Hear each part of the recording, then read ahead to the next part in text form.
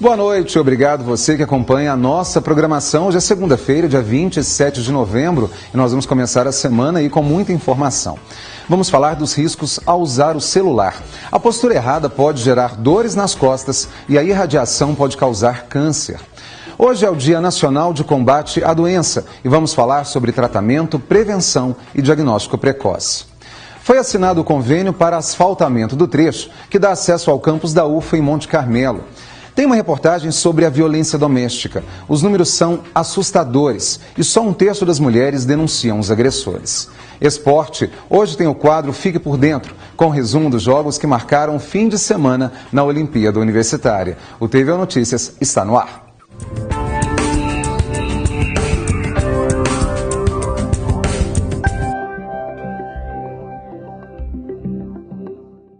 Em muitas cidades brasileiras, há mais de um celular por habitante, de acordo com a Anatel.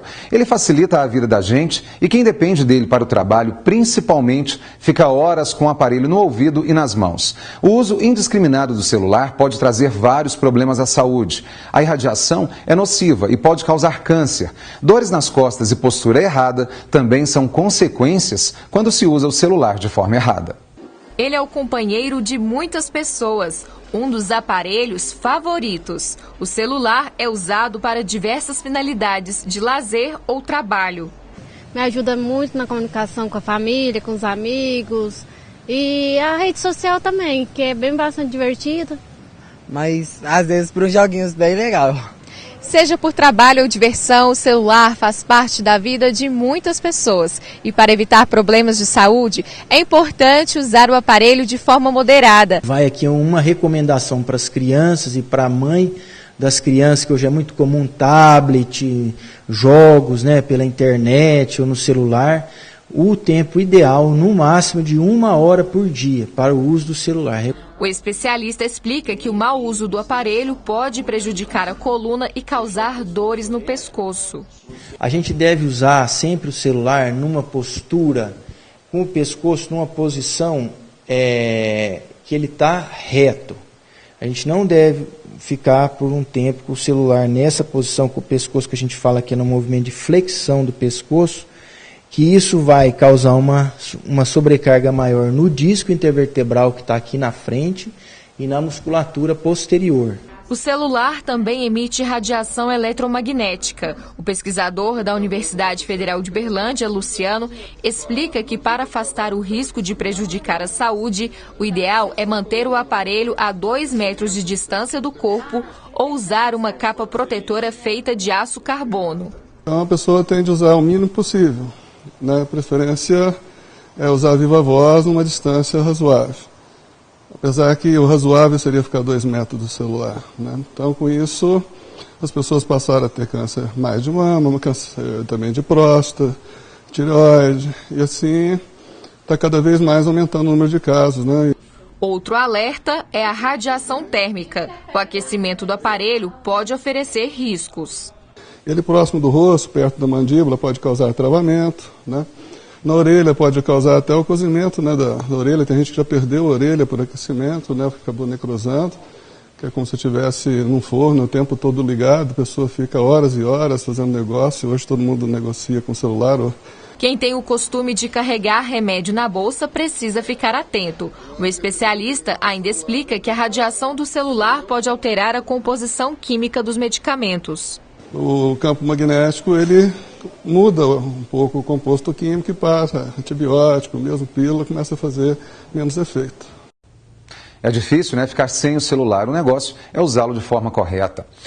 Hoje o dia amanheceu nublado e quente. Os termômetros marcavam média de 21 graus logo cedo. Tem possibilidade de chuva para os próximos dias. A previsão para amanhã você confere agora no mapa.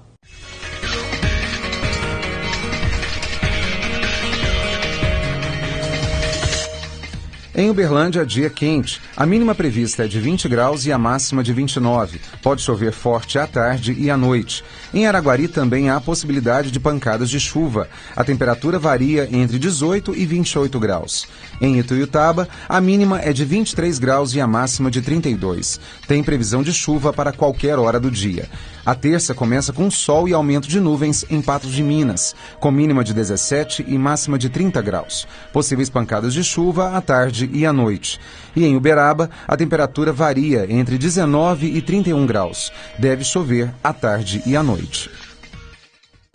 Um problema grave no Brasil é a violência contra a mulher. Os números são assustadores e olha que só 1/3 das mulheres chegam a registrar os casos de agressão física e emocional. Muitas vezes por medo ou por dependência do outro, mesmo sendo ele o agressor. Ameaças, medo de ficar sozinha, pressões psicológicas ou simples fato de acreditar que ele pode mudar. Estes são alguns dos motivos que fazem com que a companheira não vá embora. Essas cenas são protagonizadas por atores, mas retrata uma realidade. Há 20 anos, o SOS Mulher e Família oferece assistência a quem precisa de ajuda. Faz atendimento social, psicológico e jurídico gratuitos, continuados a pessoas que vivem a violência conjugal, doméstica e de gênero. Então nós temos esse trabalho todo com uma equipe de formação que passa por formação continuada, cuidando dos cuidadores para evitar a violência institucional. A organização tem parceria com a Delegacia de Mulheres e com o Conselho Tutelar, que busca sempre o apoio do poder público com ações que possam diminuir os números de violência. Nenhum filho quer presenciar uma mãe apanhando do pai ou de qualquer outro homem, né? Então, isso também é uma forma de violência contra a criança, porque qualquer criança tem o direito de viver livre, num ambiente livre de violência física e de violência psicológica também. Isso afeta muito a questão psicológica dela também, o desenvolvimento dela. Em Patos de Minas, no Alto Paranaíba, o aumento de casos envolvendo violência contra a mulher representa um crescimento de 6%. Em Minas, proporcionalmente ao número de habitantes, os dados são alarmantes. 620 ocorrências foram registradas ano passado. Em 2017, já são 657. Crisana perdeu a irmã, vítima de violência doméstica. A professora foi morta em 2015 pelo companheiro que era policial. É bastante importante a gente prestar atenção nas pessoas no dia a dia, né? No nosso caso, né, a nossa família, pouquíssimas pessoas sabiam. Eu não sabia, então eu não tenho conhecimento se ele ameaçava a família da gente, né? Mas certa vez ela pegou e falou pra mim, olha, quando você for colocar lixo pra fora, você toma cuidado que alguém pode estar observando e tal. Então eu acho que poderia ser um alerta que ela já estaria dando, né? As agressões físicas e psicológicas atingem diretamente a mulher, mas as consequências são desastrosas para toda a família. De acordo com a Secretaria de Estado de Defesa Social de Minas Gerais, foram 1.821 casos registrados no primeiro semestre de 2017 aqui em Uberlândia. Palestras que estimulam debates em prol das mulheres têm ganhado força. Este ano, o simpósio realizado pela ONG tem como tema uma reflexão. Quem cala, consente. Segundo dados de 2015 do Instituto de Pesquisas Econômica Aplicada, o IPEA, a Lei Maria da Penha contribuiu em todo o Brasil para a diminuição de 10% na taxa de homicídios contra mulheres. A organização em Uberlândia mantém o sigilo sobre os casos atendidos e encaminhados. Os auxílios podem ser individuais, com o casal ou com a família. A pessoa, para ser atendida, ela não precisa registrar boletim de ocorrência, porque muitas vezes essa mulher quer botar um fim à violência, mas ela não quer o marido fichado, ela não quer esse constrangimento. Então é importante que ela busque ajuda, porque se precisar a gente vai encaminhar para os parceiros, para a Delegacia de Mulheres ou outros órgãos, mas que ela possa ter esse suporte social, psicológico e jurídico para autonomia, para se empoderar e colocar um basta nessa situação de violência. E a gente atende os autores também. E a estratégia de atendimento é individual, casal, mas pode ser grupos de apoio também. Parabéns aí ao trabalho da ONG SOS Mulher e Família em Uberlândia, que serve inclusive de referência para toda a região e para o nosso país. Depois do intervalo, foi assinado o convênio para asfaltamento do acesso ao campus da UFA em Monte Carmelo. E mais, hoje é o Dia Nacional de Combate ao Câncer e vamos falar sobre tratamento, prevenção e diagnóstico precoce. O TV Notícias volta em instantes. Até já.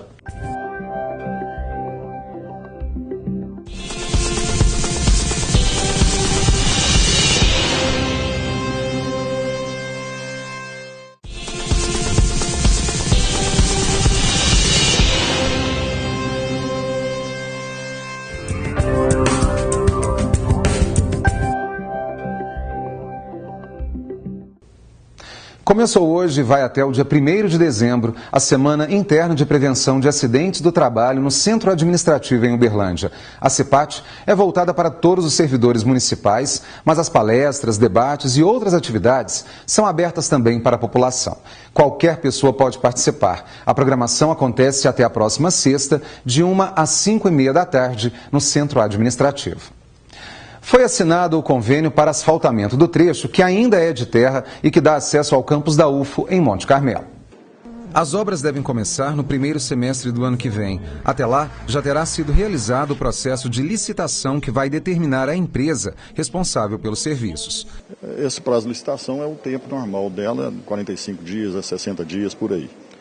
E isso, ainda bem que está num período de chuvoso, e que a gente espera que logo que ele termine, a gente já dê início na ordem de serviço. A obra vai custar pouco mais de R$1.150.000, sendo que 800 mil sairão do governo de Minas. A Prefeitura de Monte Carmelo ir lá fazer a contrapartida para fazer uma obra de acessibilidade, de facilidade de tráfego e segurança, tanto para os alunos quanto também para os professores aqui desse campus. Representantes de várias cidades da região participaram da cerimônia para anúncio do convênio.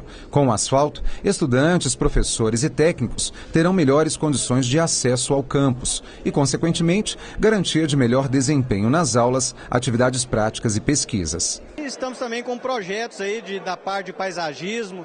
Agora em dezembro nós vamos plantar mais de 1.000 árvores, né, de espécies nativas aqui no campus. Estamos com um projeto também de um mestrado submetido à CAPES na área de agricultura e informações geoespaciais. Se a CAPES aprovar, esse mestrado começaria aí em 2018. O reitor da universidade, o professor Valder Steffen Júnior, destacou a importância do investimento e da parceria firmada com a administração do município e governo do estado. E mais, o compromisso com o ensino, pesquisa e extensão e o respeito a toda a comunidade universitária. Esse era um sonho já antigo, tanto da comunidade universitária que está aqui em Monte Carmelo, quanto de nós todos da administração, de dar esse benefício, né, extremamente importante, que vem contribuir para a consolidação rápida do campus da UFO aqui em Monte Carmelo. Paulo é aluno de Sistema de Informação. Para ele, todo tipo de investimento é importante para garantir mais qualidade no ensino e aprendizagem. Uma das maiores dificuldades que nós temos aqui hoje de acesso, né, no nosso campus é a falta do asfalto. Isso dificulta muito o transporte, dias de chuva, né? Nós já tivemos vários incidentes aqui de ônibus atolar, o pessoal chegar na aula porque caiu de moto, né, sujo por causa do barro. Então o asfalto ele é importante. Nós estamos esperançosos, porque eu creio que agora ele vem, né, de fato. Hoje é o Dia Nacional de Combate ao Câncer. Estima-se que desde o início do ano passado até o fim de 2017 serão 600 mil novos casos da doença no Brasil. Felizmente, muitos não levam o paciente à morte. Isso tem uma relação direta com hábitos ideais de vida e também pelo diagnóstico precoce. A gente vai falar mais sobre o assunto com a médica oncologista do Hospital de Clínicas da UFO, a doutora Florença Neves Copati. Doutora, muito obrigado pela presença aqui hoje. Sempre muito bom a gente falar de uma doença que é muito comum entre a gente, não só no Brasil, mas no mundo, e ainda falta informação em relação a isso, não é mesmo? Exatamente. Eu que agradeço a oportunidade de estar aqui e esse espaço para a gente esclarecer a população. Mas é uma doença que está se tornando cada dia mais comum, mas infelizmente ainda faltam mesmo muitas informações, principalmente no que tange ao diagnóstico precoce e à prevenção primária, que a gente ter práticas para evitar que a doença se desenvolva. A gente pode dizer que o câncer, como outras doenças, acabam sendo mais comuns com o processo de envelhecimento. Isso seria talvez porque a gente vai acumulando algumas coisas, ou o fumante, por exemplo, tem os fatores cumulativos ao longo da vida, do período de fumante. Com o processo de envelhecimento, a gente está mais suscetível ao câncer? É exatamente isso. O processo de envelhecimento, ele está intimamente relacionado ao desenvolvimento do câncer, tanto por ter um período maior de exposição ao que a gente chama de carcinogênicos, né, aos carcinógenos, que são os fatores que causam o desenvolvimento da célula cancerosa. E, além disso, o envelhecimento, ele favorece com que o nosso sistema não corrijam erros, né, que são decorrentes de mutações genéticas que a gente vai adquirindo ao longo do tempo, e quando a gente se torna mais velho, propicia com que essas mutações elas não sejam corrigidas e que, somado a um hábito de vida irregular, aumenta muito a chance da gente desenvolver um câncer. A gente já falou muito da importância do diagnóstico precoce. E quando desse diagnóstico, já com a visita visita ao médico regularmente, o acompanhamento. Tem-se que mudar muita coisa também no estilo de vida, até para que o tratamento seja de fato adequado e que traga um resultado positivo? Sim, o diagnóstico precoce ele é muito importante, porque quando a gente diagnostica a doença nas fases mais precoces, a taxa de cura de muitas delas excede 90%. E além disso, a visita ao médico, o diagnóstico precoce, associado à mudança no estilo de vida, isso está associado ao aumento na taxa de cura de muitas doenças, como o câncer de mama, o câncer de cólon, o câncer de pulmão, no paciente que interrompe o tabagismo a partir do diagnóstico. A gente tem melhores efeitos do tratamento com aumento na taxa de cura dos pacientes. Quando a gente fala de câncer, é assustador. Não dá para a gente fugir, porque a própria palavra e os exames que envolvem também para verificar, por exemplo, células cancerígenas e tumores e tal, a gente leva um certo susto, principalmente quando não tem casos tão próximos da gente. Mas a gente pode dizer que a medicina está, assim, cada vez mais avançando em si, está avançada, respondendo bem ao tratamento e respeitando o que o médico recomenda, a gente tem uma chance legal de vida, uma qualidade de vida também? Sim, a medicina avançou muito na área da oncologia. Hoje nós temos exames mais modernos, aumentando a taxa de detecção da doença. O tratamento tem evoluído ano a ano. A gente vive hoje uma realidade nunca antes vista na oncologia, com o surgimento de muitos tratamentos modernos. E quando a gente consegue que o paciente faça o diagnóstico mais precoce, a cura ela está intimamente associada. Então é importante que a pessoa se conheça, que ela conheça o seu corpo, que ela note qualquer alteração. Assim que ela note, ela procure o médico, que ela faça regularmente os programas que a gente já tem de rastreamento, como mamografia, o preventivo, que é o Papa Nicolau, que a mulher deve fazer todos os anos. Os homens devem procurar um urologista quando eles atingem a idade que a gente recomenda, entre 45 e 50 anos. A colonoscopia, né, que é o exame para avaliar pólipos intestinais, ele também tem que ser feito a partir dos 50 anos para quem não tem história familiar. Tudo isso é muito importante. Com certeza. Olha, eu só quero agradecer mais uma vez pelos esclarecimentos, sempre muito importante falar sobre e inclusive levando informação à nossa comunidade. Florença, muito obrigado mais uma vez pela presença. Eu que agradeço a oportunidade de prestar um serviço de utilidade pública. Obrigado. E depois do intervalo, esporte, hoje tem o nosso quadro Fique por Dentro, com resumo dos jogos que marcaram um fim de semana na Olimpíada Universitária. E ainda acontece o simpósio de Engenharia Ambiental na UFO. Eu faço um rápido intervalo e volto já.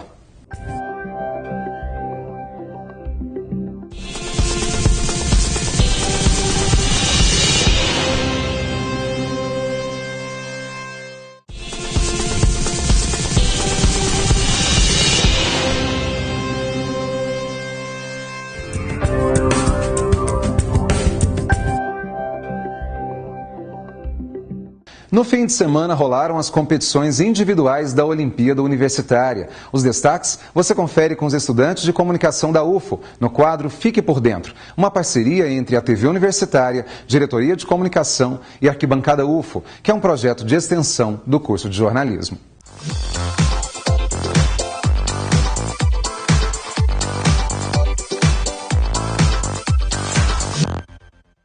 As competições da Olimpíada Universitária não param e para você ficar por dentro de tudo que está acontecendo, vamos te informar semanalmente dos destaques. Bem, nesse último final de semana aconteceram jogos individuais. Não teve nenhuma competição de times coletivos, mas semana que vem tem, e essas equipes de basquete, vôlei e futsal puderam descansar ou treinarem mais essa semana para voltarem na próxima semana. Bem, também temos alguns destaques que a comentarista Nayara, do Arquibancada UFO, que vai falar um pouco pra gente. Quais foram os destaques, Nayara? Então, no Educa aconteceram os jogos de xadrez e de tênis de mesa. O tênis de mesa contava com o Victor Rudin, da Engenharia, no primeiro lugar nas últimas competições, mas nessa ele perdeu nas quartas de final para o Rodrigo Reis, da Agrárias. Então, o pódio foi composto pelo Felipe, da Engenharia de Pontal, o Rodrigo em segundo lugar e o Thiago Campisi, da Engenharia de Uberlândia. Já no feminino, o pódio foi composto pela Educa pela segunda vez consecutiva, pela Engenharia de Uberlândia e pela Monetária. E no tênis de campo, teve destaque também? No tênis de campo, o pódio masculino foi composto pelo Nicolas Kate, da Educa, que venceu o Rafael Ferreira, da Engenharia de Uberlândia. Em terceiro lugar ficou o Leonardo Teodoro, da Medicina. Já o feminino não teve competições de terceiro lugar, que será nesse próximo final de semana. Então, o pódio foi composto apenas pela Verônica, da Exatas, que venceu a Paula Faria, da Medicina, em um jogo que foi muito demorado. Entendi, Nayara. Também teve competições no atletismo, lá no SESI Gravatás. E no pódio geral, a engenharia foi campeã no masculino e no feminino foi a medicina. Também houve bastante comemoração da delegação da medicina, porque é a 8ª vez que eles sobem ao pódio. Bem, e o que também teve no atletismo? Não, a gente teve destaque, que foi o atleta Langmar Soares, da Artes, que bateu o recorde no salto em altura, que era de 1,85 m, dele na última Olimpíada, agora de 1,88 m. Além disso, ele ganhou a medalha no salto em distância e no revezamento 4%. Além dele, a Kelly Cristina, também da Artes, mesmo lesionada, fez a melhor marca no arremesso de peso.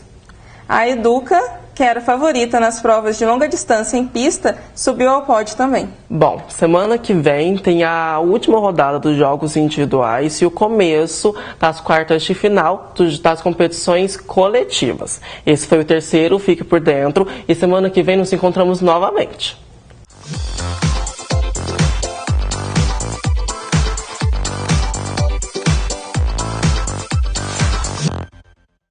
O uso correto dos recursos naturais, a tecnologia aplicada no campo, com o objetivo de garantir bons resultados ao produtor rural, sem prejudicar o meio ambiente, e o uso de fontes de energia renováveis são assuntos de destaque em meio à programação dos simpósios do curso de Engenharia Ambiental e Programa de Pós da Universidade Federal de Uberlândia. Estratégias ambientais, impactos, desafios e mercado de trabalho. É o tema da 2ª edição do Simpósio da Pós-Graduação em Qualidade Ambiental e do 3º Simpósio da Graduação em Engenharia Ambiental. Uma oportunidade para estudantes e profissionais trocarem experiências. Os alunos que fazem iniciação científica ou trabalho de conclusão de curso terão a chance de apresentar os seus trabalhos de forma tanto oral quanto forma de posters, né? E também teremos, proporcionar ao aluno atividades ou assuntos que eles não veem durante o curso. Rodolfo fez a palestra de abertura. Falou sobre as principais competências e habilidades que os engenheiros ambientais e sanitaristas precisam ter para se destacarem no mercado de trabalho. Quando a gente fala em competências e habilidades, eu destaco aqui a habilidade técnica. Obviamente que esse profissional hoje tem que resolver problemas de meio ambiente, onde requer um conhecimento técnico aprofundado sobre o assunto. Habilidades interpessoais, ou seja, de que forma esse profissional hoje ele controla, previne, ele integra essas situações, além de características, atributos, características que são novamente requeridas pelo mercado de trabalho e que a academia hoje carece desse tipo de informação. O evento é promovido pelo Instituto de Ciências Agrárias e Diretório Acadêmico da Engenharia Ambiental da UFO. Ingrid é representante da empresa Júnior Sustenta. Compartilhou com os alunos o papel da empresa Júnior na formação de futuros profissionais. A partir do 2º período, eles podem já estar fazendo parte da empresa Júnior. Então, a gente gostaria de despertar esse desejo de poder mudar o Brasil, né, que é o intuito da empresa Júnior. A gente quer despertar neles essa vivência empresarial. Ao se formar, Laila pretende ingressar no mestrado. No simpósio, aprendeu que o mercado de engenharia ambiental oferece várias possibilidades além da pós-graduação. Quando a gente entra no curso, a gente tem uma visão de mercado de trabalho muito rígida. Não conhece que a gente pode atuar em tantas áreas. Então, assim, hoje a gente trouxe diversas áreas, igual atuação no Exército Brasileiro e indústria. Então, assim, eu vejo que são áreas muito diferentes do que a gente pensa que a gente pode atuar. E o TV Notícias de hoje termina aqui. Boa noite para você. Tem mais informação a seguir no Jornal Minas, 2ª edição. Boa noite e até amanhã.